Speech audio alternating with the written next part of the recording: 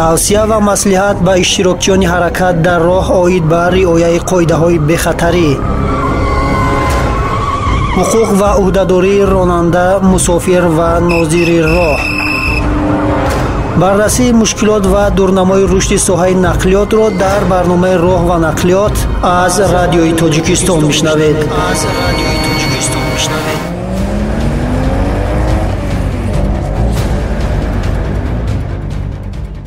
омодагии масъаи давлатӣ нигоҳдории роҳҳои автомобилгарди минтақаи Бухтар ба фасли тирамоҳу зимистон. тибқи нақша чорабиниҳо барои бехатар гузарондани зимистони солҳои 2024-2025 6140 тонна маводи зидди лағжиш иҷрои нақша 100% мебошад. сабабу омилҳои тамбашавии воситаи нақлиёт дар роҳҳои пойтахти кишвар дар чист? 2 моҳи ахир мебинем ки тамбашавии воситаи нақлиёт зиёд ба назар мерасад. ин чанд омил дорад. чӣ тавр бояд воситаи нақлиётро ба зимистон омода кард? маслиҳати мутахассис ба ронандагон. аслан бояд бигӯем ки ронандаҳои мо нисбати омодагӣ ба мавсими сармо як зарра беаҳамият ҳастанд. шарҳи ин ва дигар мавзӯъҳои марбут ба роҳу нақлиётро дар барномаи имрӯза таҳлилу баррасӣ хоҳем кард. салом шунавандаи азиз, бо шумо ҳастам Наҷибуллои Ҳомиҷон бо барномаи роҳ ва нақлиёт. дар оғоз таваҷҷӯҳ намоед ба чанд хабари вобаста ба роҳу нақлиёт. аз 21 октябр то 29 октябри соли равон дар роҳҳои автомобилгарди кишвар 9 садамаи нақлиётӣ рух додааст, ки дар натиҷа 15 нафар ба ҳалокат расида, 11 нафар дар беморхонаҳои кишвар бистарӣ гардиданд. маврид ба зикр аст, ки вақтҳои охир садамаҳои маргбори нақлиётии рухдода бештар бо иштироки пиёдагардон қайд гардидааст. бинобар ин масъулини раёсати бодрасии давлатии автомобилӣ дар мувофиқа бо роҳбарияти вазорати корҳои дохилии ҷумҳурии Тоҷикистон тасмим гирифтанд, ки тариқи автомобилҳои хизматӣ дар кӯча ва роҳҳои автомобилгарди кишвар корҳои ташвиқотиву тарғиботиро ба роҳ монанд. муҳтарам пиёдагардон, таҳлилҳои гузаронидашуда нишон медиҳанд, ки вазъи содиршавии ҳодисаҳои роҳу нақлиёт бо иштироки пиёдагардон рӯз аз рӯз ташвишовар гардида истодааст. аз ин лиҳоз раёсати бозрасии давлатии автомобилии вазорати корҳои дохилии ҷумҳурии Тоҷикистон талаб менамояд талаботҳои қоидаҳои ҳаракат дар роҳро қатъиян риоя намоед. бо роҳи пиёдагард ва ё қисмати ҳамшафати роҳ ҳаракат намоед. воситаи нақлиёти мусофирбар ва таксиҳоро танҳо дар истгоҳҳо ва майдончаҳои нисбат ба қисми мошингард баландтар сохта шуда интизор шавед. қисми мошингарди роҳро аз гузаргоҳҳои зеризаминӣ ва рӯйзаминии пиёдагардӣ гузаред. ҳангоми убур намудани роҳ сигналҳои чароғаки роҳнаморо ба инобат гирифта аз телефонҳои мобилӣ ё дигар асбобҳо истифода набаред. бо одоби ҳамида ва маданияти шаҳрдорӣ рафтор намоед. ҳаёти худ ва дигаронро зери хатар нагузоред. дар хона шуморо наздиконатон интизоранд. ба ҳамаи шумо таби болида роҳи сафед ва бехатариро таманно менамоем. раёсати бозрасии давлатии автомобилии вазорати корҳои дохилии ҷумҳурии Тоҷикистон.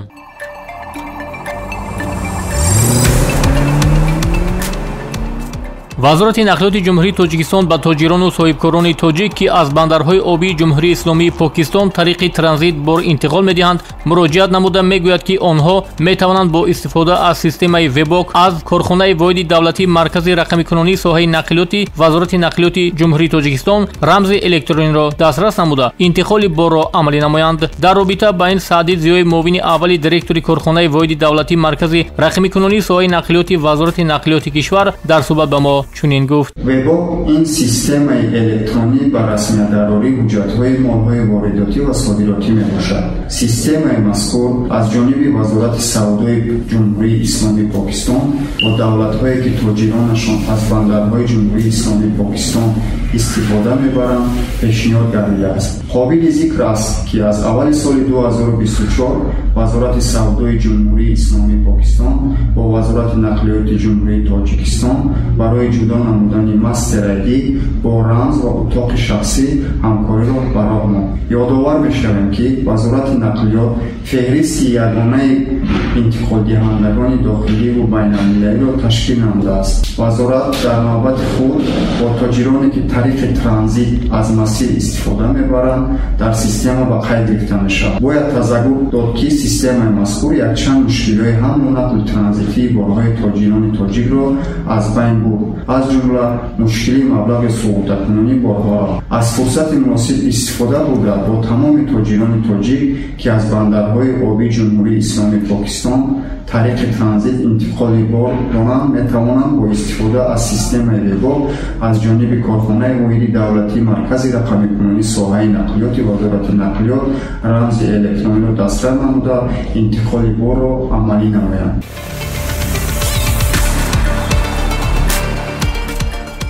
бояд гуфт ки айни замон дар кишвар 17 корхонаву ширкат тариқи системаи вебок ба қайд гирифта шуда ин низомро истифода мебаранд.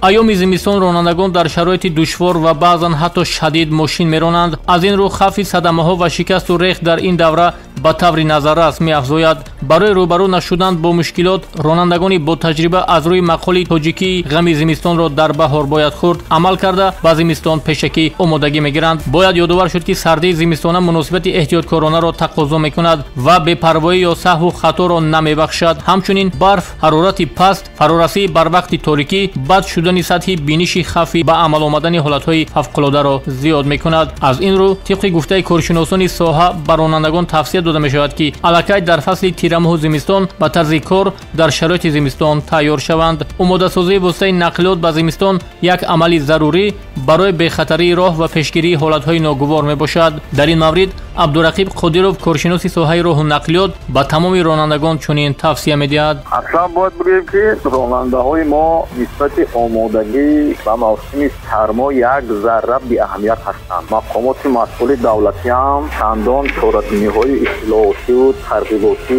дахлдор ва ҳадафмандро намегузаронанд. назар ба кишварҳои дигар масалан кишвари назири русия ки ин масъалаҳо хеле ҷиддӣ ҳам аз ҷониби ронандаҳо ва ҳам аз ҷониби масъулон риоя мешавад. масалан яке аз шартҳои асосӣ ё марҳилаҳои хеле муҳими омодагӣ ин иваз намудани чархҳои воситаи нақлиёт ки ба шароити зимистон мувофиқ гардонида шуданд. аммо дар ҷумҳурии тоҷикистон аксарият кул ҳамин талаботро риоя намекунанд. бо ҳамон чархҳое ки ҳам барои тобистон аст барои зимистон ҳам аз ҳамон истифода мекунанд ва аслан чархҳои мафҳуми чархҳои мавсимӣ дар ҷомеаҳои ронандагии тоҷикистон вуҷуд надорад. онҳо чархҳоро танҳо баъди кӯҳна шудан, сарф шуда гардидан ё корношудан шудан баъд иваз мекунанд. ин куллан хилофи меъёрҳои техникии ҳаракат дар роҳҳои автомобилгард ба шумор меравад. як зумра ронандаҳои воситаҳои нақлиёти мусофирбари хурд ҳастанд ки онҳо масалан дар роҳҳои кӯҳӣ ҳаракат мекунанд. табиӣ ки онҳо иваз мекунанд. аммо аксари кул чунин шакли омодагӣ ба мавсими сирому зимистонро ё қабул надоранд ё агар қабул дошта бошанд ҳам беэътибор мегиранд, нодида мегиранд. дуввум шарти асосӣ масалан ин бевосита таҷҳизот ё қисмҳои асосии дохилӣ воситаи нақлиёт шурӯъ аз тормоз, манбаи нерӯрасон ёки нерӯхусусӣ, аккумулятор ва ҳамон равғанҳое ки дар шароити кунук ё сармо қобилияти амалашон бештар аст. ин павлӯи масъала низ чандон ҷиддӣ гирифта намешавад, зеро ки мақсад мекунам дар сатҳи фарҳанги ронандагии ҷомеаи ронандагии тоҷикистон ҳанӯз ҳамин ташвиш, ҳамин тараддуди омодагӣ ба мавсими сиромоҳу зимистон ташкил наёфтааст. онҳое ки масалан дар тобистон ё дар сиромоҳу баҳор ҳаракат мекунанд дар зимистон ҳам ҳамон навъ ҳаракат мекунанд. ҳарчанд ки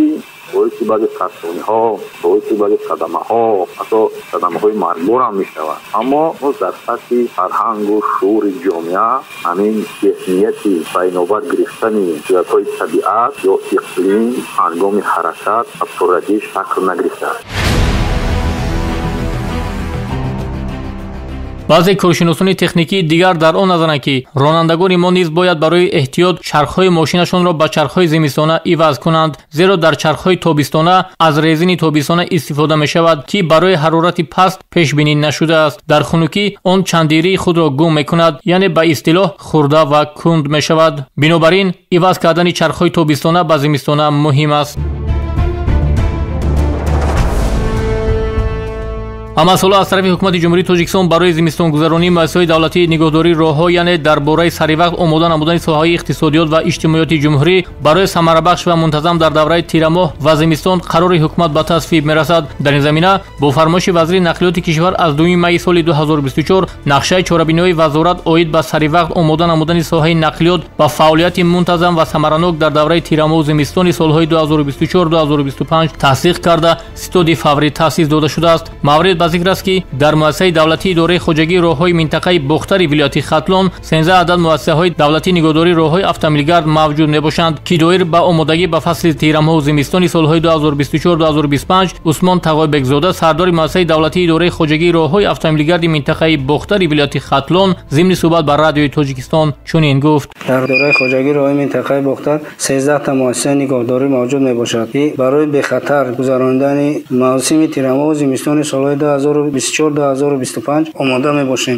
тибқи нақша чорабиниҳо барои бехатар гузарондани зимистони солҳои 2024-2025 6140 тонна маводи зидди лағжиш иҷрои нақша 100% мебошад. 21000 литр сӯзишворӣ дизелӣ мебошад ки дар муассисаҳо захира шудаанд. 20 тонна ангишт мебошад ки ин ҳам бошад 100% иҷро шудагӣ аст. 59 куб ҳезум аст, ин ҳам бошад тибқи нақша 100% иҷро шудагӣ аст. Инчунин кормандони муассиса бо сару либос ва хӯроки гарм омода мебошанд. мо бо боварӣ гуфта метавонем ки тирамҳоу зимистони солҳои 2024-2025 ро бе мушкилӣ пушти сар мекунем.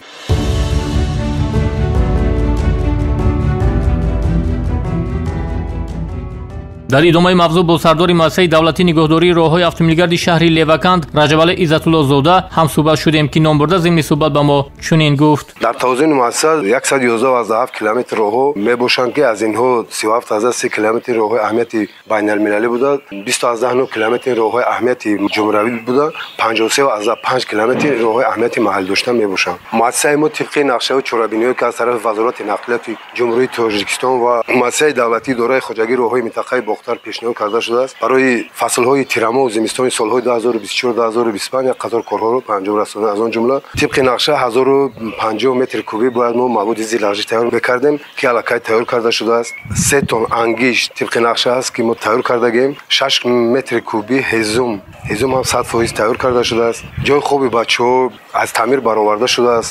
дар муассиса барои фасли тирамҳоу зимистон 5 адад техникаҳо вобаст карда шудааст ки ҳамагӣ дар ҳолати коршоям қарор доранд. аз он ҷумла боз 1500 литр сӯзишворӣ дизелӣ ки тибқи нақша ба мо пешниҳод карда шудааст, 1500 литр сӯзишворӣ ҳам захира карда омадагӣ. коргарои мо ҳамарӯза ба хӯроки гарм таъминанд ва ҳаракат мекунем ки фасли тирамҳоу зимистони солҳои 2024-2025 дар сатҳи хуб гузаронем. шунавандагони азиз, шумо барномаи роҳ ва нақлиётро аз радиои Тоҷикистон мешунавед. ҳамарӯза дар кӯча ва роҳҳои автомобилгарди шаҳри Душанбе тамбашавии воситаи нақлиёт ба назар мерасад ки ин боиси нигаронии мусофирон, махсусан меҳмонону сокинони пойтахт гардидааст. дар ин маврид чанде аз сокинону мусофирон дар суҳбат ба мо чунин гуфтанд: 2 моҳи ахир мебинем ки тамбашавии воситаи нақлиёт зиёд ба назар мерасад. ин чанд омил дорад. аввал, зиёд ворид шудани нақлиёт ба шаҳри Душанбе ва омили дигар ин дар он аст ки дар як вақти муайян, яъне ки дар соати 8 тамоми сохторҳо, кормандон, донишҷӯён дар ҳамин соати 8 бояд ба ҷои кор ҳозир шаванд ва ҳамин тамбашавӣ як соати муайян аст. дар ҳамин аз соати 7 то соати 8-9 мешавад ва қисматҳои абед боз бегоҳ, яъне ки боз ҳамон мардум аз ҷои кор ба хона меравад. ҳамин ҳолатҳо ҳаст. бале, омили дигар ҳамин аст ки мо мебинем ҳар саҳар аз роҳ мебинем ҳудуди 15 километр наздики 1 соат ба корхона мерасем. аз ноҳияи Сино, аз ноҳияи Рудакӣ 1 соат ба корхона мерасем ва мебинем ки дар баъзе ҷойҳо ҳамин гузаргоҳҳо хуб танзим нашудаанд. 200-300 мошин дар чароғак меистад, аммо 2-3 нафар аз гузаргоҳ мегузарад. яъне ки гузаргоҳҳое ки имрӯз ҳаст бояд танзим шаванд ва ҳамон вақти ва ҳамон чейнаки вақт бояд ба гузаргоҳ, нафароне ки аз гузаргоҳ мегузаранд камтар дода шавад, ё ин ки дар он ҷо нозирон барои идора кардани ҳамон ҳолат дар саҳар хизматрасонӣ намоянд. аслан ҳамин сабаби тамбашавӣ ё пробкаҳо риоя накардани масофа маршруткаҳо ҳастай ки роҳ намекунанд, куҷое буфорашона меоянд ман мекунанд, на ягон аломати роҳа нигоҳ мекунанд. камтар пеш мо омада ҳисабдем дар сеюм паласа ман мекунанд, одам мефуроранд, одам мегиранд, намемонанд гузаштан, ё чароғак савзай одам мегиранд месанд ва ҳама амино сабаб мешавад ки тамбашавӣ мешавад. агар нисбат ба амхали ронандаҳо чораҷӯё шава, иншоалло ки тамбашавӣ камтар мешавад. тамбашавӣ чанд омили чанд ҷанба дорад то ҷое ки мо чанд сол шуд дар Душанбе зиндагӣ мекунем. масъалаи аввал шояд дар вақтҳое ки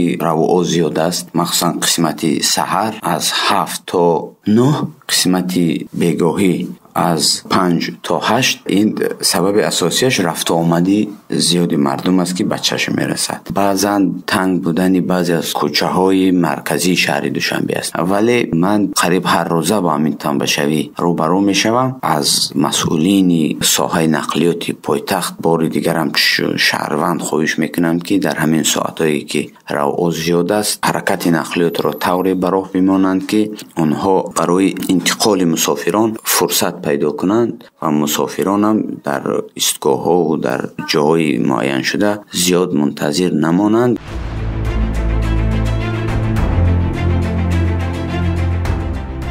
اوید به سبب و عامل‌های تنبشوی واسطه نقلیات در پایتخت کشور، شهباز سیدزاده ناظر شعبه‌چه تشویقات و ترغیبات شعبه بازرسی دولتی اتومبیلی ریاست وزارت کارهای داخلی در شهر دوشنبه در صحبت با رادیوی تاجیکستان چنین گفت: از جانب شعبه بازرسی هم روز از ساعت 16 تا 19 قوا واسطه ایلوگی در هم جای اوسپذیر سفربر کرده میشد. سرباری از سبب تعمیر از نوسازی بعضی کوچه‌های شهر دوشنبه، از این لحاظ سرباری در دیگر خیابان‌ها از جمله خیابان سعدی شیرازی زیاد می شود. از این لحاظ از جانب شعبه بازرسی هم روزه از ساعت 16 تا 19:30 هیئت شخصی در سمت پیشگیری حالتهای تنبشوی سفربر کرده می شوند. اما یک بار کار می برویم. استودنت‌ها هم می بره، سرباری زیاد می شود. اوج واسطه‌های نقلیات زیاد می شود.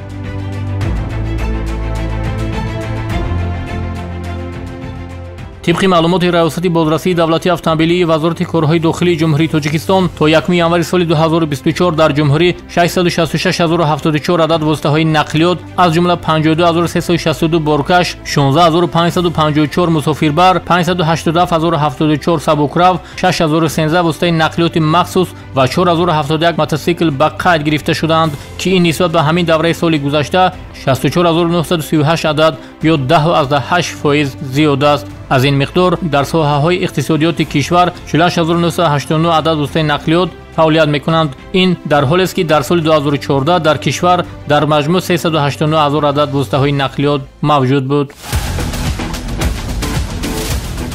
شنوندگان گرامی، در آخر یادآور میشیم که در برنامه امروزه موضوع و مسئله‌های زمستان گذرانی مؤسسه‌های دولتی نگهداری راه‌های اتومبیلگرد منطقه بختر ولایت ختلان مصلحت متخصص تکنیکی ساحه راه نقلیات بر رانندگان واسطه‌های نقلیات برای بهتر گذراندن فصل تیره ماه زمستان سال‌های 2024-2025 سبب و عامل‌های تنبشوی واسطه نقلیات در راه‌های اتومبیلگرد پایتخت و رخ دادن صدمه‌های نقلیاتی در کوچه و راه‌های اتومبیلگرد کشور را تحلیل و بررسی نمودیم. با شما بودیم من نجیب الله حامیجان و کارگردانی برنامه محمد میرزویف. خیر، با برنامه‌های دیگری رادیوی تاجیکستان باشید.